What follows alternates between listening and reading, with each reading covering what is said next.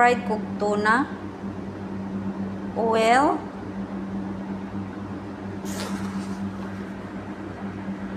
isunod ang sibuyas,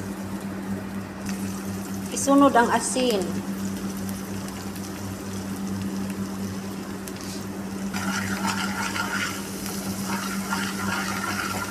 isunod ang ahos, isunod ang kamatis, isunod ang chili, green chili, isunod ang ketchup, isunod ang tomato paste,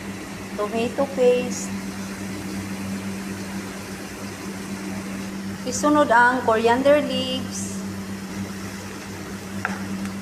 timplahan og garam masala unta, wala man ko'y garam masala, chicken cubes na lang akong ibutang, katunga lang,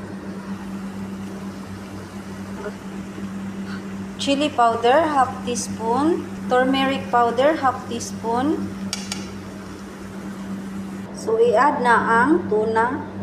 Mauni ang tuna.